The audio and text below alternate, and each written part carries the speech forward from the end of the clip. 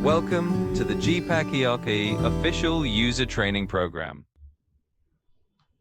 Greetings from GPAC Software.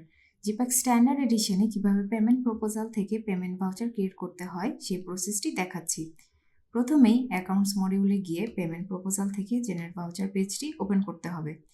যে প্রপোজালগুলো approve page থেকে অ্যাপ্রুভ করা হয়েছিল সেগুলি জেনারেট ভাউচার পেজের গ্রিডে শো করছে। যে প্রপোজালটি পে করতে চাচ্ছেন গ্রিড থেকে সেই প্রপোজালটি সিলেক্ট করতে হবে। ধরুন আমি প্রপোজাল 11 পে করতে চাচ্ছি। গ্রিড থেকে ডান পাশের সিলেক্ট বাটনটি ক্লিক করছি। নিচের সেকশনে ডেটাগুলো চলে এসেছে। এখন ডেট এন্ট্রি করছি। ভাউচার নাম্বার সিস্টেম থেকে অটোমেটিক জেনারেট হয়।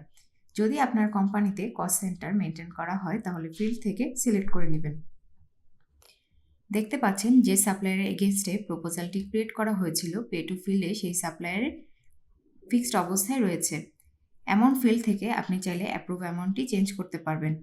পেমেন্ট মোড ফিল্ডে ক্যাশ অপশন এসেছে কারণ প্রপোজালটি ক্যাশ পেমেন্টে এন্ট্রি করা হয়েছিল।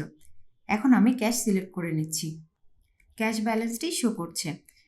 কমেন্ট সেকশনে যে কোনো কমেন্টস অ্যাড করে নিতে পারবেন। এখন সেভ করে নিচ্ছি।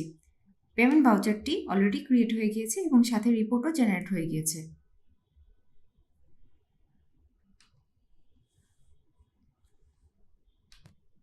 এখন পেমেন্ট ভাউচারে ব্যাংকের মাধ্যমে কিভাবে পেমেন্ট করতে হয় তা দেখাচ্ছি। এক্ষেত্রে যে প্রপোজালগুলোতে পেমেন্ট মেথড ব্যাংক সিলেক্ট করেছিলেন সেগুলো ব্যাংকের মাধ্যমে পেমেন্ট করতে পারবেন। প্রপোজাল 10 পেমেন্ট করে দেখাচ্ছি। লক্ষ্য করুন পেমেন্ট মোড ফিল্ডে ব্যাংকের লিস্ট চলে এসেছে। আমি ব্র্যাক ব্যাংক সিলেক্ট করে নিচ্ছি। চেক নাম্বার ফিল্ডটি ফিল আপ করে নিচ্ছি।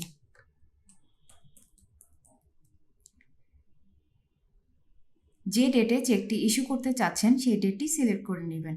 চাইলে যে কোনো কমেন্টস অ্যাড করতে পারবেন। এখন সেভ করে নিচ্ছি। পেমেন্ট ভাউচারটি ক্রিয়েট হয়ে গিয়েছে। এভাবেই জিপ্যাক স্ট্যান্ডার্ড এডিশনে পেমেন্ট প্রপোজাল থেকে পেমেন্ট ভাউচার ক্রিয়েট করতে পারবেন।